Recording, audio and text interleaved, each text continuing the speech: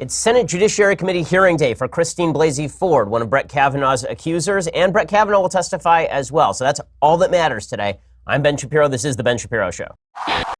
Oh, yes, we will go wall to wall with all of the latest. Suffice it to say, this is not going well for Republicans. I will explain why, for all of the reasons it is not going well. Also, what the actual hearings should have been designed to do and what they actually were not designed to do. We'll get to all of that in just 1 second. First, if it feels like you need a drink, you're not alone. Okay, the reality is that on a day like this, pretty much all of us, especially in this business, need a drink. And if you actually would like a drink of something good, then you should go out and check out our friends over at Winc. Winc makes it easy to discover great wines. Well, we've taken a little bit of time to wring ourselves out from the new year, and if you want to, go back to drinking, now's the time to do it. Go check it out with Winc. Winc's wine experts select wines matched to your taste, personalized for you, shipped right to your door, starting just $13 a bottle. There's nothing like coming home to a bottle of delicious Winc wine selected just for you.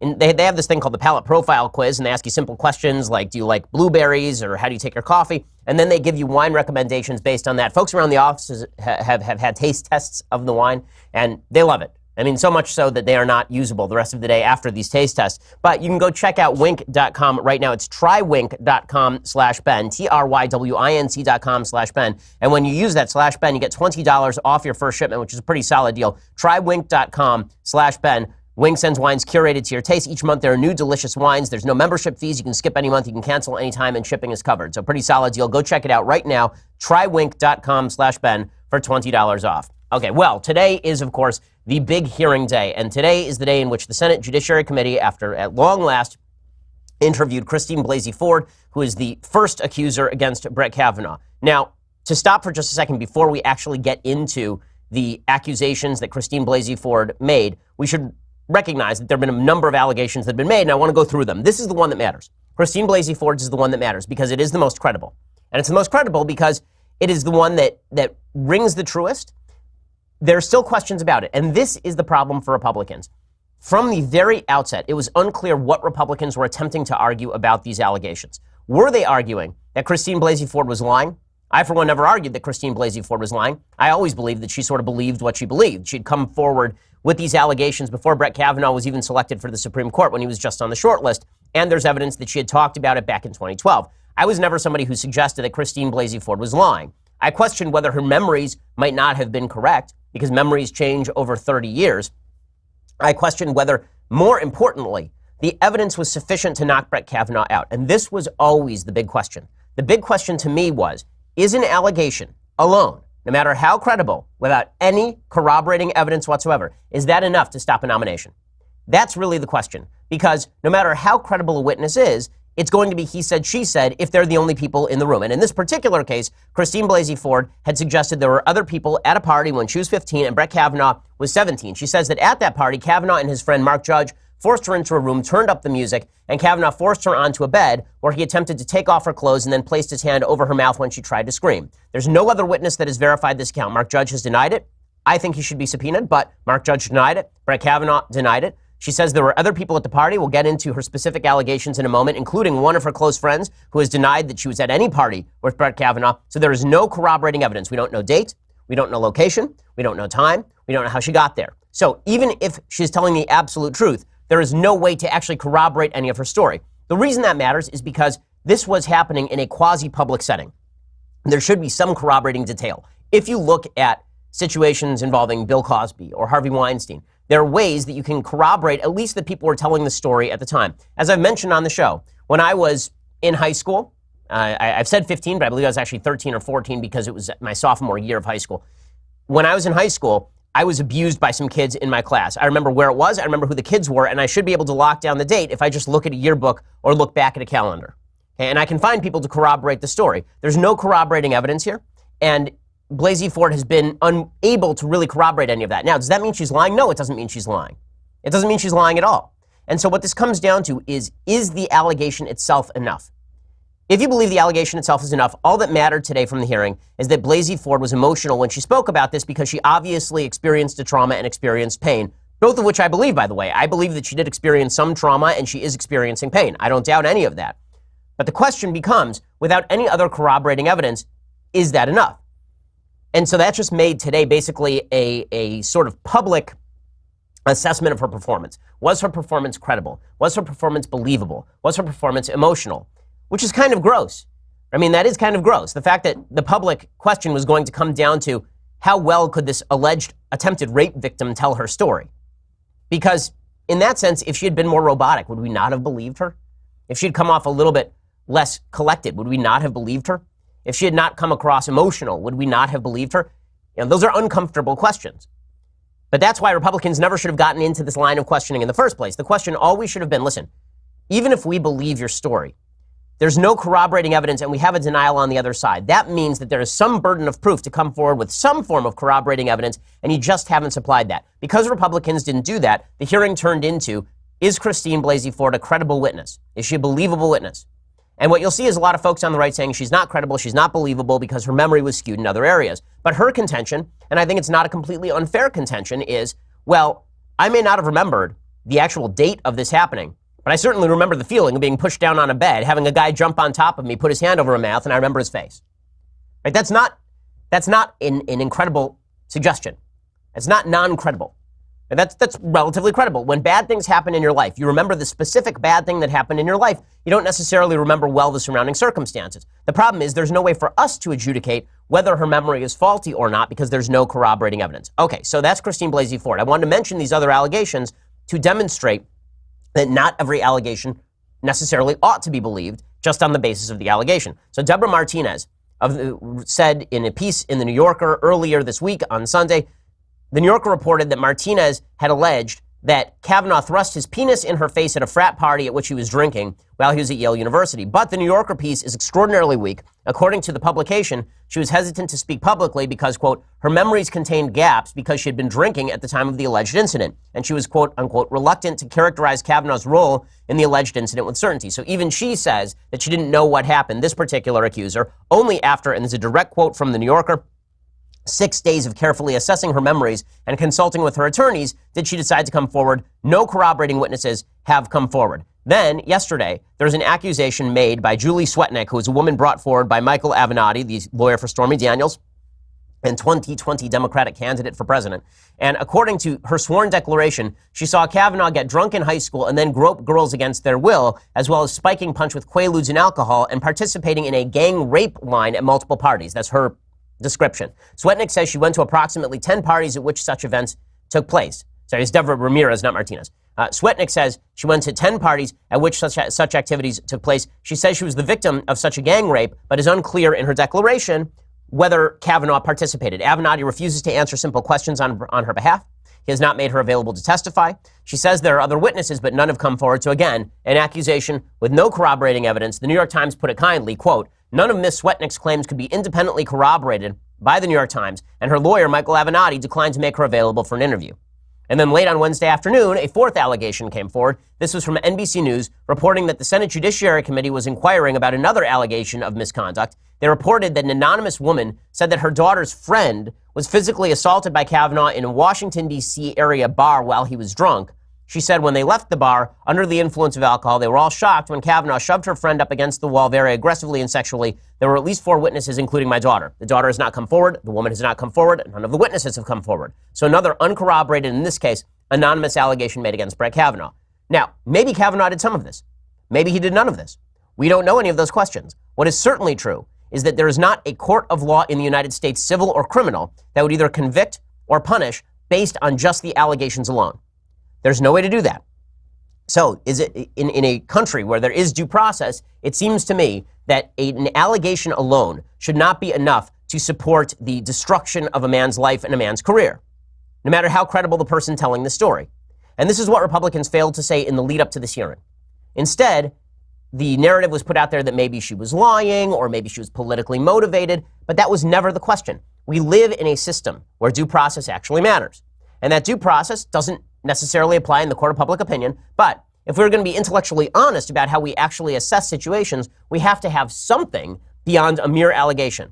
Maybe it's that there are multiple allegations, and all the allegations have similar elements, as in the Bill Cosby or Harvey Weinstein cases. Maybe it's that there's corroborating evidence that some of this stuff happened, as with Roy Moore. But an allegation alone, it seems to me, is really weak sauce. And if that had been the case, nothing in the hearing with Christine Blasey Ford would have changed anything today.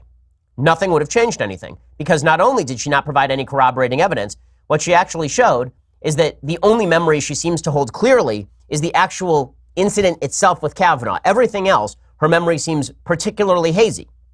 And again, that doesn't answer whether this happened or not. And it doesn't even answer whether she is correctly remembering what happened with Kavanaugh or not. What it is suggesting is that memory itself is variable. And not only that, it suggests that without any other corroborating evidence, which she actually weakened today, right? She weakens the possibility of corroborating evidence today. She did not strengthen the possibility of corroborating evidence. Nothing she said today brought additional evidence to the table. It was just her telling her story in her words. So you have to ask yourself, what changed between yesterday and today?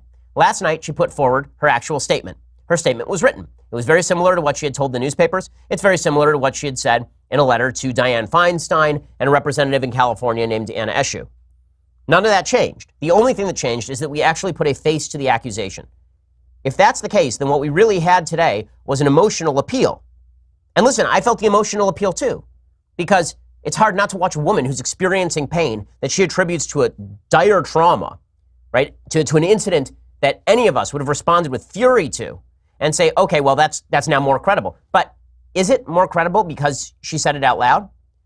Is it more, as opposed to credible, does it provide any level of objective verification of the events she speaks of because she said it out loud? I don't think so. I don't think so.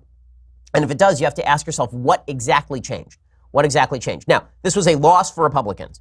And I'll explain why it was a loss for Republicans in just a second. But first, let's talk about your sleep quality. There's nobody on the planet like you, so why would you buy a generic mattress built for anyone else? Helix Sleep has built a sleep quiz that takes 2 minutes to complete. They use the answers to match your body type and sleep preferences to the perfect mattress. Whether you're a side sleeper or a hot sleeper, whether you like a plush or a firm bed, with Helix, there's no more guessing and no more confusion. Just go to helixsleep.com/Ben, take their 2-minute sleep quiz, and they will match you to a mattress that will give you the best sleep of your life. I've taken this sleep quiz with my wife. We ordered the mattress. It came in the mail. You unwrap it. It just inflates in front of you. You pop it on the bed frame. You're good to go. I got one for my sister for her wedding because the mattresses are just that comfortable. Couples can even have each side tailored for your particular sleep preferences. They have a 10-year warranty, and you get to try it out for 100 nights risk-free. So there really is nothing to lose. Right now, Helix is offering up to $125 off all mattress orders. Get up to $125 off at helixsleep.com/Ben. That's helixsleep.com/Ben for $125 off your mattress order. Again, helixsleep.com/Ben. Go check it out. Their mattresses are supremely comfortable and, again, tailored specifically to you. So you're getting a tailored mattress made just for you. helixsleep.com/Ben. Use the /Ben to let them know we sent you and get $125 off your mattress order. Okay, so back to the setup for the hearing. What Democrats wanted out of the hearing was something very simple, a binary.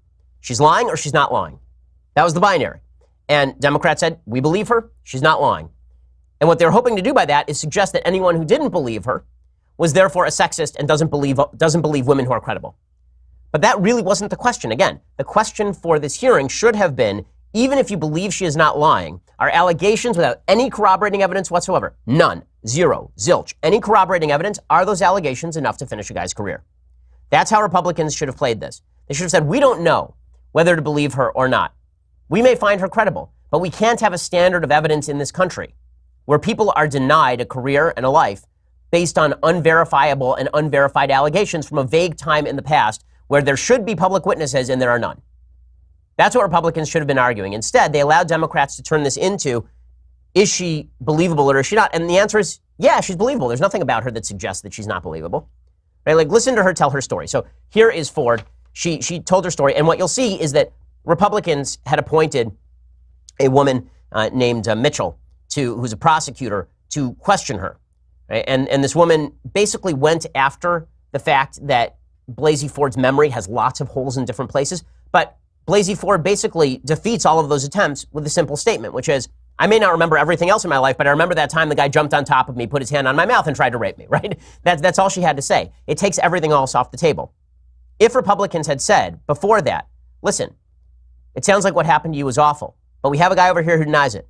You've provided no other evidence. And then they'd asked her, okay, well, you can't provide any other evidence. Can you help us? Can you help us establish another chain of evidence? If Republicans had done that, then maybe this turns into something else. Instead, what it turned into is we're supposed to doubt her because of various questions about her history of flying, or we're supposed to doubt her because she has not been completely forthcoming about her polygraph or stuff like that. They're trying to kind of suggest that she is not inherently believable.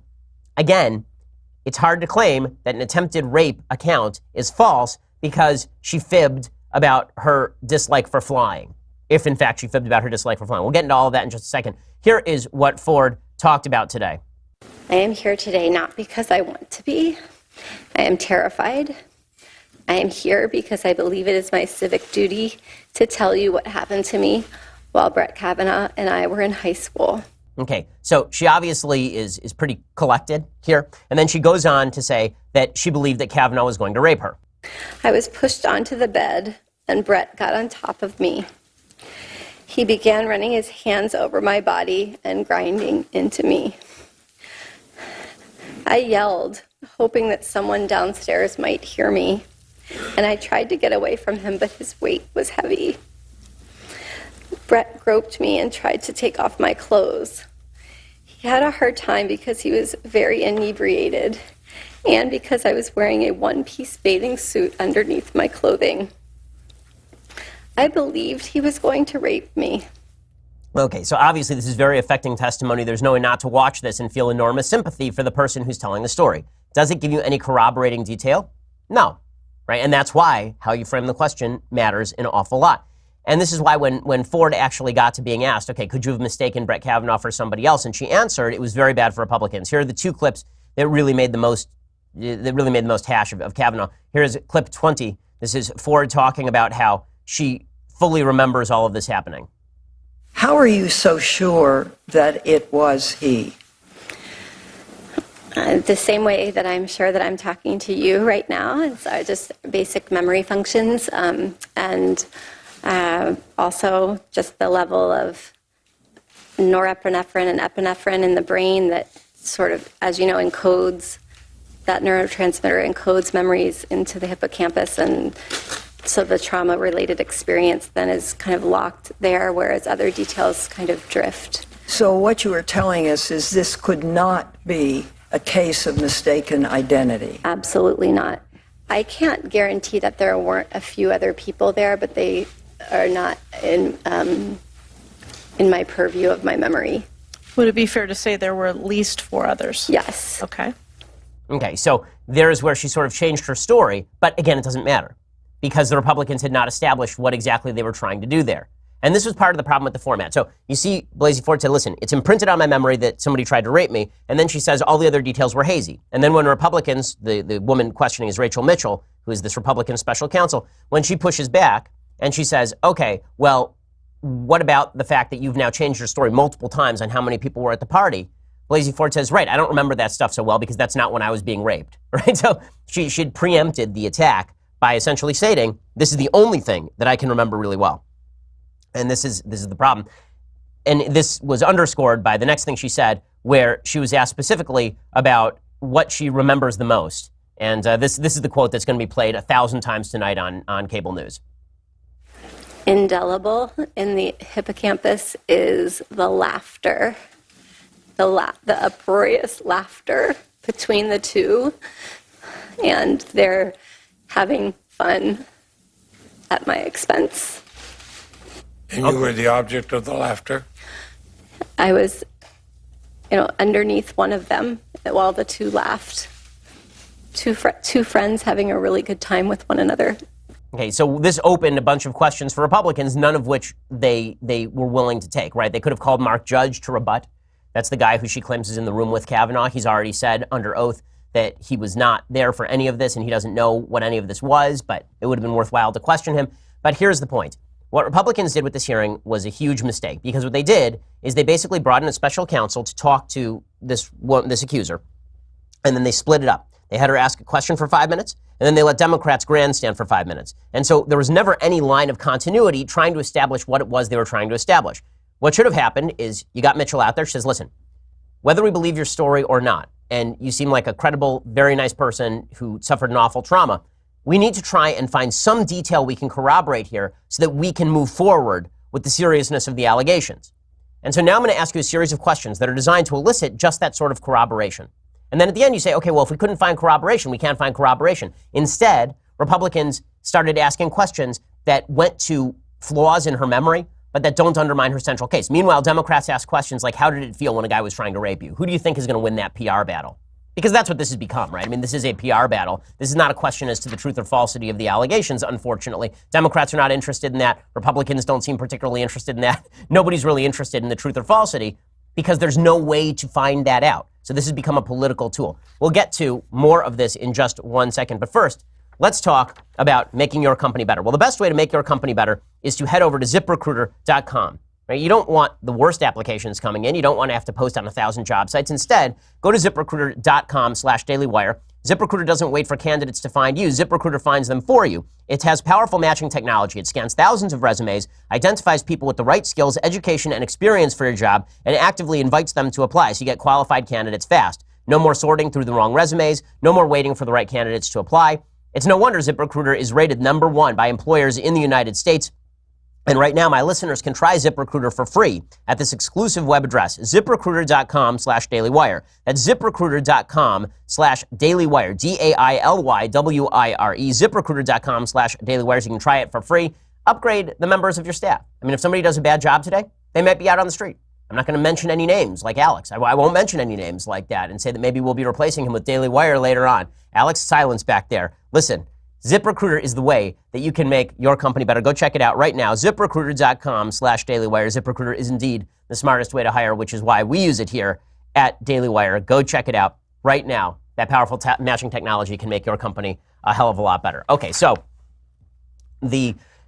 as I say, the way that this was formatted for Republicans was bad because if they had been trying to establish that there were no corroborating details, and if they had been trying also to establish that Democrats manipulated the process, there were ways to do that. Because the truth is, there are holes in Ford's testimony. She was asked specifically, for example, what year did this take place? Because earlier she had said it took place sometime when I was in high school. Then she had narrowed it down to the specific summer, and she never really gave an excuse as to why that happened. She was specifically asked about whether she gave her psychiatrist's records to the Washington Post, for example, because the first account that she had told of this story to someone not her husband was to her psychiatrist. This sort of locked it into a timeline back in 2012. She's claimed medical privilege on those records. She has not handed them over to the actual Republicans on the Senate Judiciary Committee, which would kind of be important because you'd want to see if there are discrepancies in her account of the events. She hasn't handed those over, but she did hand them to the Washington Post. How do we know she handed them to the Washington Post? We know she handed them to the Washington Post because it said so in the Washington Post story. The Washington Post story explicitly said that she gave her psychiatrist's records to the Washington Post. But when she was asked about it, suddenly she didn't remember, which does raise questions about the capacity of her memory, for example. A full or partial set of those marriage therapy records to the Washington Post? I don't remember. I remember summarizing for her what they said. So I'm not quite sure if I actually gave her the record. Okay, so obviously she did give them the record. Is she misremembering? You don't know, right? Speaking of misremembering, we were told last week that Christine Blasey Ford could not show up on Monday for a hearing because Christine Blasey Ford had a fear of flying.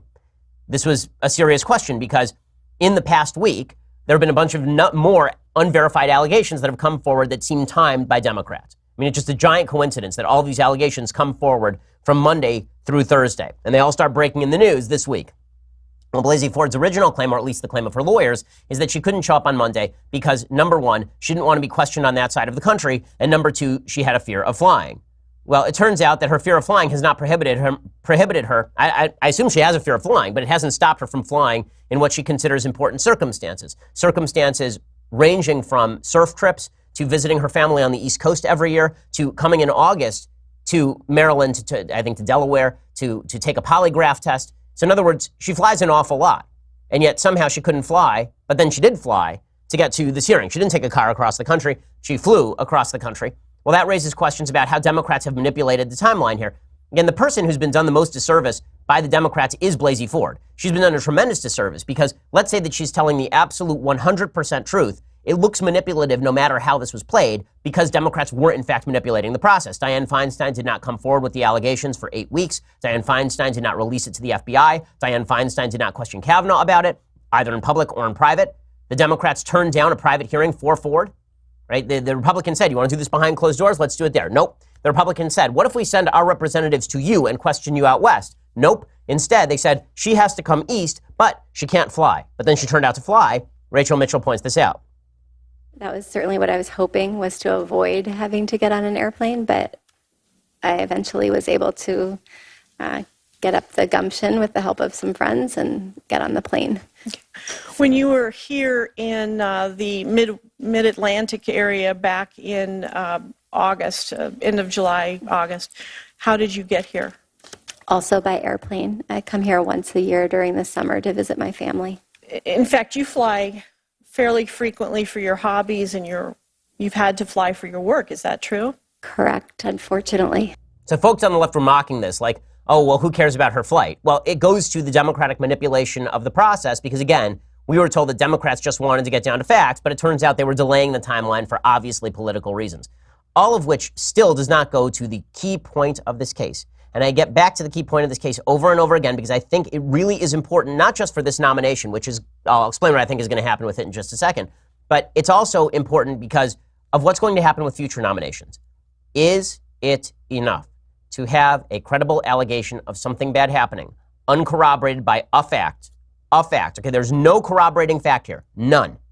Okay, it's not just me saying this, by the way. Jake Tapper even made this point on CNN last night, that there's no real corroborating evidence for any of this because it turns out there's no corroborating evidence for any of this. By not setting the standard, Republicans really did Kavanaugh a disservice and did themselves a serious disservice. Democrats are saying that Kavanaugh obviously should withdraw. This in and of itself is sort of self-defeating. I'm not sure why they think that he should, like they're saying he should withdraw. Why not just call for there to be a vote? Right? Why not just put Republicans on the record? It seems to me that if Democrats really wanted to put Republicans' feet to the fire, they would say, no, he shouldn't withdraw. Make Republicans say whether they believe her or not. That would be the smart political move. I don't think President Trump is actually going to pull the nomination. The reason I don't think Trump is going to pull the nomination is because President Trump tends to believe that accusations by women are very often false. He feels he's been victimized by such accusations. In some cases, he certainly has not been victimized by some accusations. President Trump did a presser yesterday, and here's what he had to say about the situation. This, of course, was before the hearing. But I've had a lot of false charges made against me, really false charges. I know friends that have had false charges. People want fame, they want money, they want whatever. So when I see it, I view it differently than somebody sitting home watching television where they say, oh, Judge Kavanaugh, this or that. So when you say, does it affect me in terms of my thinking with respect to Judge Kavanaugh? Absolutely, because I've had it many times. Okay, the reason this is a giant fail is because this is President Trump falling directly into the trap that Democrats have set for him, which is President Trump saying, I've been accused falsely a lot of times, therefore Kavanaugh has been accused falsely a lot of times. Except that there are a lot of allegations of President Trump engaging in really bad behavior with women, sexually abusive behavior with women. And President Trump was caught on tape, lest we forget, saying he grabs women by the genitals. Not the same thing as Brett Kavanaugh, who maintains his complete innocence in all of this. But this does set the mindset for the president to not believe any of this. He doesn't believe it about himself. And he also, I think that if you gave President Trump a lie detector test, a polygraph really only detects stress. It really detects whether you think you are lying. It doesn't detect whether you are telling the truth, but it detects whether you might think you're lying and supposedly raises stress levels. Not particularly scientific. If you hooked President Trump up to a lie detector, to a polygraph machine, my guess is that everything President Trump says would always pass the lie detector test because he actually believes all the stuff that he says. The problem is that he has now set it up, is Ford lying or is she not? Well, what this means is I don't think that Trump pulls Kavanaugh's nomination. I think Trump leaves Kavanaugh's nomination no matter what happens. And Kavanaugh, I can't imagine, is going to be able to rebut the testimony. Right? No matter how much sympathy he shows, you can't rebut the testimony of a woman who claims that you were lying on top of her trying to rape her. Pretty difficult to rebut that. I don't think Trump pulls the nomination. I think instead what happens is probably that Lisa Murkowski of Alaska and Susan Collins of Maine probably vote against Kavanaugh's nomination. That kills the nomination. Trump blames squish Republicans for finishing Kavanaugh. His base is happy because he didn't pull the nomination and he fights. And by the way, I don't think he should pull the nomination because, again, I think there should be a standard of corroborative evidence that is presented if we're going to start pulling nominations. But I don't think Trump pulls the nomination. I think he lets this thing go down in flaming defeat. I think he nominates Amy Coney Barrett. And then Democrats get what they want, which is a referendum in November on whether Republicans should control the next Supreme Court seat. If Republicans do not have a majority in November of the Senate, there will be 8 people on the Supreme Court from here until 2021. Democrats are not going to allow President Trump to fill this seat. That's what this has always been about. This is always for Democrats, not for Ford, for Democrats. This has always been about political manipulation For the press, it's been about political manipulation as well. There are too many members of the press who have treated allegations as verified facts. There are too many members of the press who have treated evidence-free allegations as absolutely justified.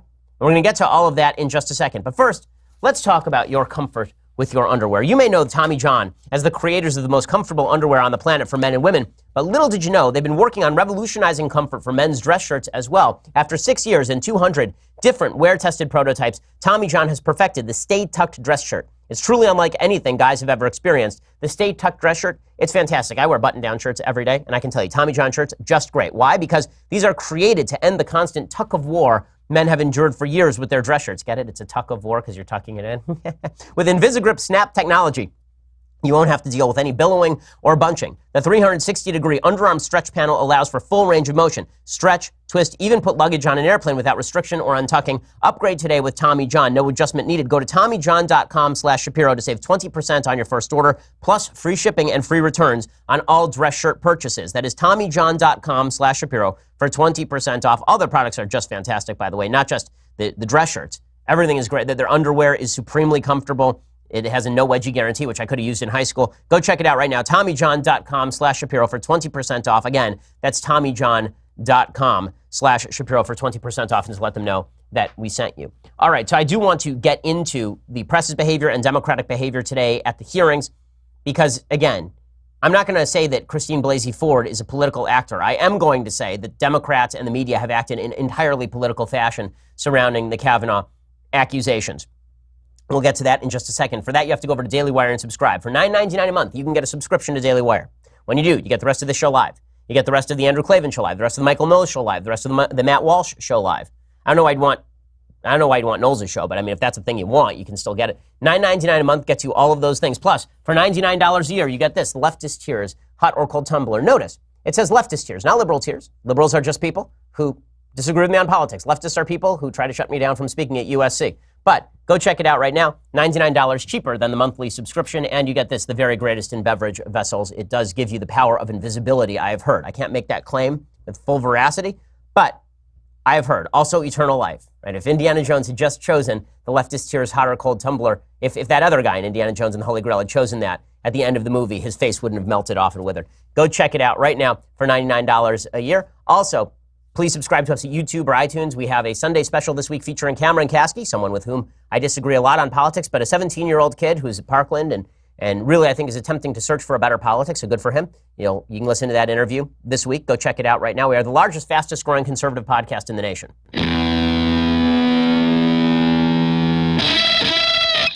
So the treatment of the Democrats is really what's been egregious in all of this. Republicans have basically said, we will do whatever Ford wants in terms of having her here. We are willing to hear allegations. I will say that I think Republicans should have subpoenaed Mark Judge. I don't understand why they didn't subpoena Mark Judge if they think that they are trying to get down to the facts. But Democrats have been political with this since the beginning. Dianne Feinstein was political with this since the beginning. The media have been political about this too. Why? Well, look at the way that they treated, at least many in the media, not everyone in the media. Look at how many in the media treated the Michael Avenatti allegations from yesterday. So an allegation comes forward. A woman claims that Brett Kavanaugh was part of a rape gang back in high school. She says there were tons of witnesses. Not a single witness comes forward. She claims that she went to 10 separate parties at which there were these gang rapes and drugging of women, which does beg the question as to why would you go back? I mean, when's the last time you went to a party, you saw a gang rape line and people drugging the punch, and you're like, you know what? There's one of these next week. I'm coming back. Now, I got to see whether it just goes differently next time, and then do that 10 times. It turns out, by the way, that the woman who makes the accusation was 3 years older than Brett Kavanaugh, graduated in 1980, which suggests that she was actually a college woman, like a full-grown woman, going to high school parties, watching gang rape lines happen, and then saying nothing, which is weird in and of itself. But the way that many in the media treated this was a massive headline. It was repeated over and over and over without a lot of these questions being asked. I will point out one person who did ask the question. CNN's Jake Tapper did grill Michael Avenatti on this, and Avenatti obviously had no answers. That, by the way, did not stop Dianne Feinstein from today in the hearing suggesting that there are 3 separate credible allegations against Kavanaugh, which there are not. There's one seriously credible allegation against Kavanaugh, in my opinion. That's Ford. Even that has no corroborating evidence. The other 2, from Deborah Ramirez and from the Swetnick, I think that those are significantly less credible. The least credible is Swetnick for precisely the reasons Jake Tapper is about to show you. I mean, just to say he was present is a really egregious lack of specificity when you're talking about charges this horrific. And I'm not saying that I don't believe them. I'm just saying, what exactly are you saying, or is she saying that he did? Jake, I disagree completely with what you just said. Let me be clear about something.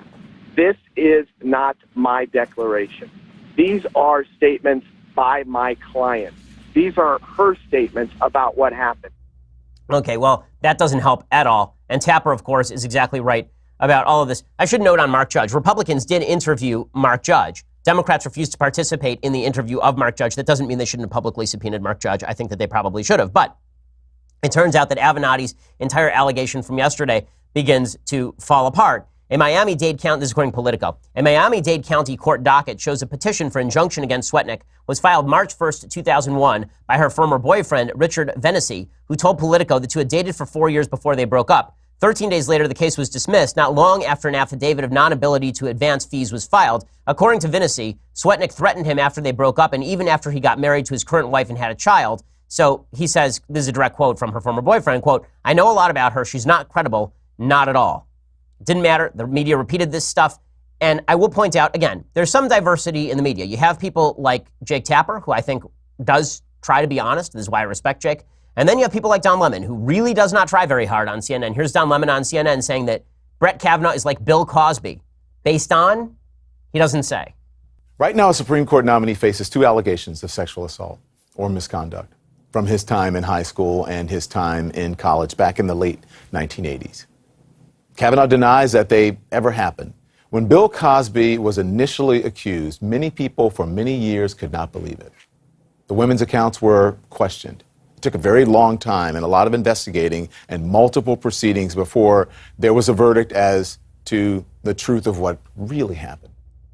Okay, so that is not helpful at all, obviously. There's no corroborating evidence, but it doesn't matter. He's just like Bill Cosby.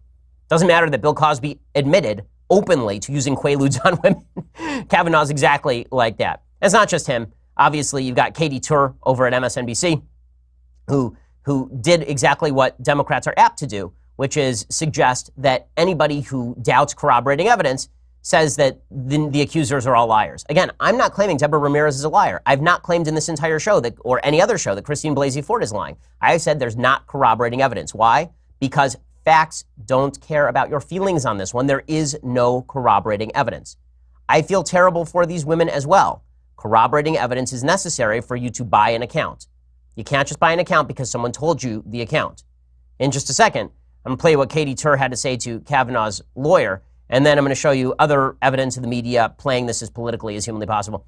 So Jeffrey Toobin on CNN, so we'll get to Toobin in 1 second. First, let's do Katie Tur. So Katie Tur was questioning Kavanaugh's lawyer about the Deborah Ramirez allegations, and of course she doesn't ask her, why do you doubt the accusations? And then the lawyer can say, listen, I don't know whether to doubt the accusations or not. I can tell you there's no corroborating evidence. And instead it's, why do you think she's lying?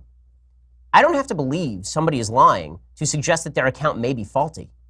I don't have to believe that somebody is, like, this happens all the time in your daily life. In your daily life with people you love. They tell you stories and you think, is that really how it went? That's with people you love.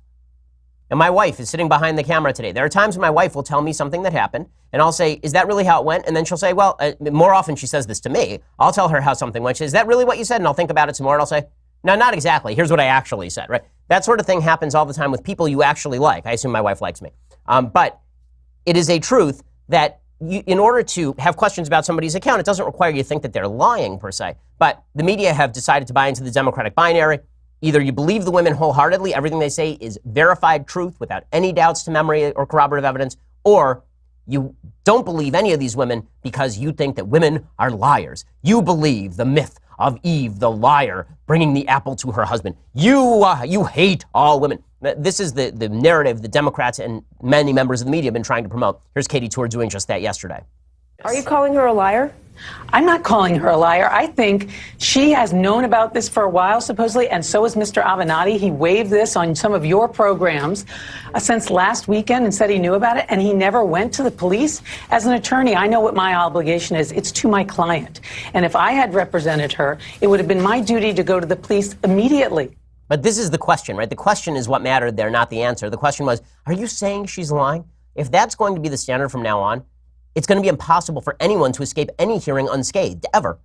Because anyone can come forward with any allegation. And then all you say is, do you believe the woman? Is she lying? Are you saying women lie? Well, we don't know whether somebody is lying or misremembering or telling the truth unless there's actual evidence. You could have said the same thing about Tawana Brawley. You could have said the same thing about Crystal Mangum in the Duke lacrosse case. You could have said the same thing about Jackie from UVA. You could have said the same thing about Emma Solkowitz at Columbia. All those women, it turns out, were not telling the truth. I'm not saying any of these women are not telling the truth. I'm just saying, I don't know. Neither do you. Were you there? Unless you were. And if you were, you should probably come forward and testify, I think. But if you were not there, you don't know. You don't. I don't know either. My tendency is to believe Christine Blasey Ford's story, but I don't have enough corroborating evidence to finish a guy's career based simply on the allegation. By the way, I think there are a lot of folks on the Democratic side who would be more honest if they said the same thing about people like Juanita Broaddrick. And when Juanita Broaddrick accused Bill Clinton of rape, the answer the Democrats gave was she's not credible. Why? What made her non-credible? What they could have easily said is, well, her story is credible, but there's not enough evidence for me to corroborate it, which is the actual objective truth about things people tell you in real life. But when it comes to politics, we all suspend this. When it comes to politics, we all suspend the way that we normally work in the realm of the real in order to defend people we like or to target people that we dislike. And for example, so Senator Patty Murray, she comes forward and, again, playing politics, she says that anybody who claims that this is a smear campaign, well, that frightens me as a woman. Well, it is a smear campaign by Democrats to bring forward a bunch of unverified allegations with no corroborating evidence. There's no question that is. But what Patty Murray is doing is, again, drawing that crucial binary. Democrats know they have a massive advantage right now with female voters. A lot of that is driven by President Trump. It really is. Look at the polls. From 2012 to 2016, Republicans lost women in droves. They've been losing women in droves ever since. Democrats know that they can just plow a wedge between men and women on a voting basis if they can credibly accuse Republicans of being sexist. That's the game, and Patty Murray is playing it. The message that this is a smear campaign frightens me as a woman, that once again we are saying to women out there, don't come forward, you're going to be accused of smear campaigns, no one's going to believe you. Stop.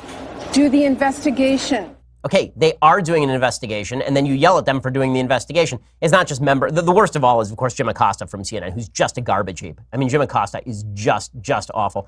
Yesterday, Jim Acosta asks President Trump at his presser why he doesn't call on a female reporter. This is just the worst kind of grandstanding. What difference does the question make whether it comes from a female reporter or a male reporter? If you put the exact same words in somebody's mouth, you should get the same exact answer, is my opinion, because I treat people as individuals. According to Acosta, though, Trump won't call on female reporters because he's a sexist or something. If you don't mind, after I'm finished, if Ouija or Hallie or Vivian or one of our female colleagues could go after me, that would be great. Mr. President, just to follow up on these allegations against Brett Kavanaugh. What does he mean by that? Explain. What does that mean? I think it would be great if a female. What does it mean? No, what does it mean? It would be great if a female reporter would ask you a question about this issue. So if you don't mind, I wouldn't mind that at all. No, wouldn't mind it at all. All right. Well, let me. If I wouldn't make any difference to me. All right. Go ahead. Good for Trump. Okay, that's the actual correct answer, but you can see what Acosta's trying to do. That's reporting. That so much reporting, so much journalisming from Jim Acosta, who loves him some Jim Acosta. Find you somebody who loves you like Jim Acosta loves Jim Acosta. My goodness. But that, of course, is the narrative that's being drawn. Okay, so how does all this play out? It probably plays out with Kavanaugh going down. It probably plays out with Kavanaugh losing the vote or being withdrawn, and then all hell breaking loose. And Democrats proclaiming victory, and Republicans proclaiming that they were stabbed in the back, and things just get uglier. Because corroborating evidence doesn't matter, and we're not honest enough to actually set a standard beforehand as to what constitutes evidence that somebody's career should be finished. Okay, time for some things I like and then some things that I hate. So, things that I like. I'll remind you that when we say believe all women, nobody actually believes we should believe all women. Nobody actually believes that, because we have to actually look at each account on its face. We have to determine whether somebody is telling the truth or not. The way you do this is through corroborating evidence. So I take for my example today the movie To Kill a Mockingbird. The book To Kill a Mockingbird is, of course, one of the great books in the English language. I think people always say, what's the great American novel? To me, it's either Moby Dick or To Kill a Mockingbird. The movie of To Kill a Mockingbird it's a great movie, although Gregory Peck cannot do a Southern accent for his life. But the score is really tremendous. Elmer Bernstein did the score, just a beautiful, beautiful score. It used to be the ringtone on my phone, actually, the score for To Kill a Mockingbird. But here's a little bit of the preview of To Kill a Mockingbird, and then I will explain why this is relevant. And now, happily, To Kill a Mockingbird becomes a motion picture, and its memorable characters come vividly alive. That's Scout.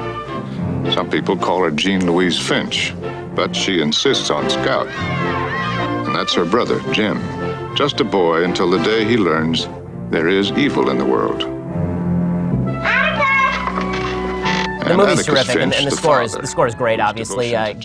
Gregory Peck won Best Actor for his performance in this, which, again, is weird because he didn't do a Southern accent. But in any case, the movie's great. One of the reasons that I bring up this movie is because the movie is entirely about, or at least the main part of the movie, is about an actual false allegation of rape against a black man by a white woman who was actually sexually abused by her father. And the way that the accusation is overridden in the court is not through a he said, she said. It's through corroborative evidence. It's through the fact that Tom Robinson, who's the black man, actually gets up and shows that he was not physically capable of hitting this woman on a particular side of her face because his arm is withered from a cotton gin accident from his youth. The point here is that evidence still matters. Okay, due process still matters. And whether I believe Christine Blasey Ford or not, that is secondary to whether any standard is necessary in order for us to destroy somebody. Is any standard other than the are allegations self-justifying? That's the big question today. That's the question nobody's going to ask, and it's the only question that in the end really matters for the future of the country when it comes to nominations, due process, or any sort of trial in the court of public opinion. Okay, time for a quick thing that I hate. So, a thing that I hate today, Don Lemon of CNN, again, I've already hit Don Lemon earlier, but he really outdid himself yesterday. I don't know what he was on yesterday, but it was solid stuff.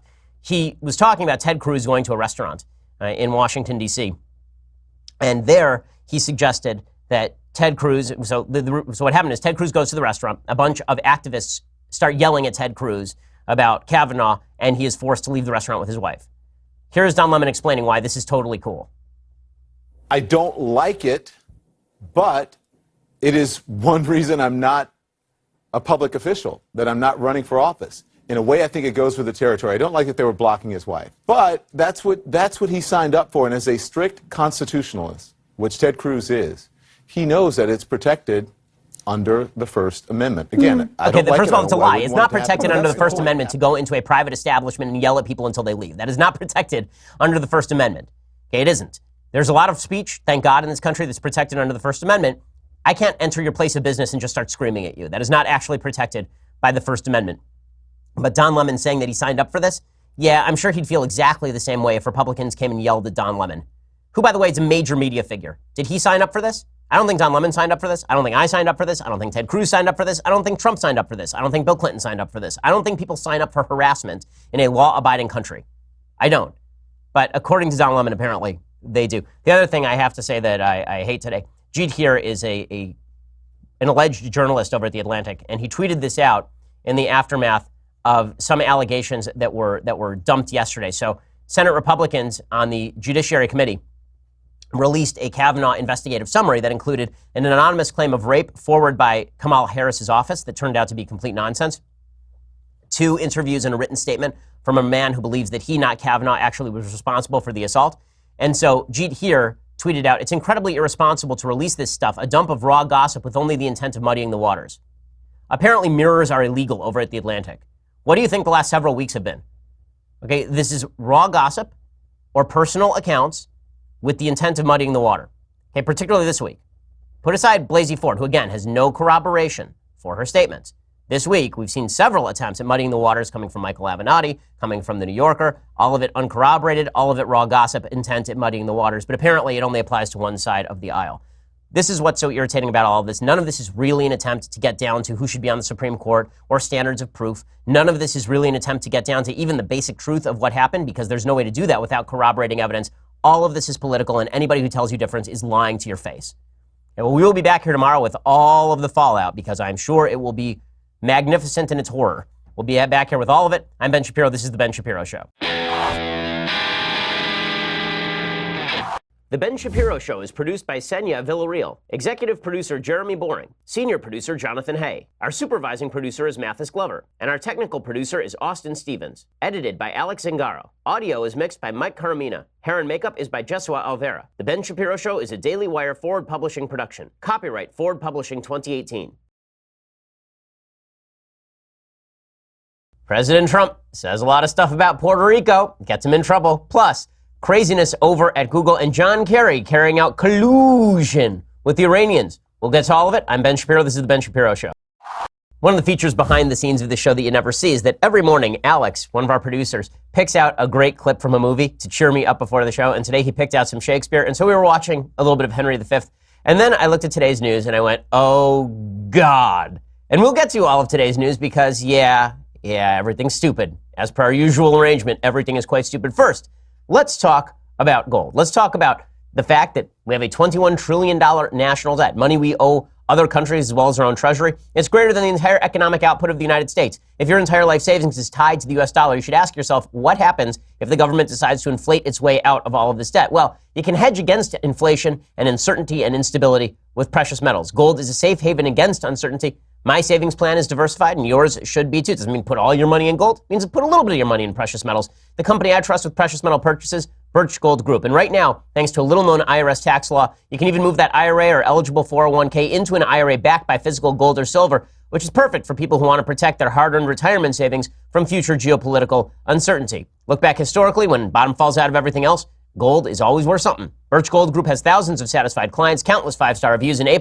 rating with the Better Business Bureau. So what's your plan? Y'all know about Birch Gold's free information kit, but for a limited time, qualified purchases can earn up to an additional $10,000 in precious metals for free through September 30th. To find out if your purchase will qualify, contact Birch Gold right now. Go to birchgold.com/Ben. Speak to a Birch Gold representative. Mention I sent you. That's birchgold.com/Ben. Do it now. The offer only runs until September 30th. Terms and limitations apply. Ask your sales representative for details. All right, so we begin today with the President of the United States, who has great economic news, who's facing down a hurricane that is going to make landfall very shortly, who is in the midst of what could be a decent news cycle, plus a crisis that requires some presidential leadership. So naturally, the president took to Twitter to tweet about Hurricane Maria, which happened like a year and a half ago. Because that's what we do around here. We just do stupid crap, like on a routine basis. That's pretty much all we do. So the media have decided to cover anew the death toll from Puerto Rico. And this is happening, obviously, in the run-up to Hurricane Florence, which is set to make landfall in the next 48 hours or so. And the president of the United States is very angry watching the media cover the death toll from Hurricane Maria, which was, of course, the major hurricane that hit Puerto Rico about a year and a half ago. And the media have been covering particularly the Puerto Rican government's revised death toll, which now stands at 2,975. Now, you remember originally, the stated death toll was something like 6 to 18, and everybody said, well, that's way too low, that's not real. And then it turns out that it kept being revised upward and upward and upward. Well, President Trump decided that he needed to tweet about that. And this is just a foolish move on every level. First of all, if you want to discuss the level of the disaster response, discuss the level of the disaster response. If you want to talk about the vagary of the numbers of estimated dead, there's a way to do that too. The way to do that is not to suggest that only 6 people died in the hurricane, because 6 people clearly did not die in the hurricane. It was a lot more people than that. And there's an enormous amount of variation in the estimates for death from hurricane, which I'll explain in just a second. But here is what President Trump tweeted this morning, obviously eating the news cycle all day, even though we now have great economic news, even though, again, the president's leadership is necessary with regard to the response to Hurricane Florence. The president decides it is deeply necessary to jump into a conspiracy theory by which the media have promulgated a statistic that is outright false. Here's what the president says, quote, 3,000 people did not die in the 2 hurricanes that hit Puerto Rico. When I left the island after the storm had hit, they had anywhere from 6 to 18 deaths.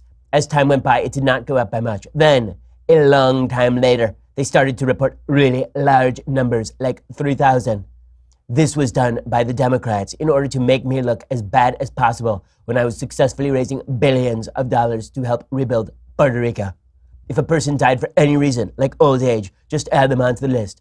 Bad politics. I love Puerto Rico! Exclamation point. Well, one way to show you don't love Puerto Rico is by suggesting only 6 people died. That's probably not a very good idea. And while the president is not wrong to suggest that there is vagary to the statistics, he's certainly wrong to suggest that only 20 people died or that the count of dead basically stopped the minute that he left Puerto Rico. Now, let's get into the actual statistics with regard to the number of people who died in Puerto Rico. First, the president yesterday was bragging about Puerto Rico, saying that Puerto Rico was a tremendous success by the federal government. I mean, this is always a mistake. It's always a mistake when the federal government proclaims how well they've done on a project like this. George W. Bush, of course, famously said that his head of FEMA, Ron Brown, had done a heck of a job, and that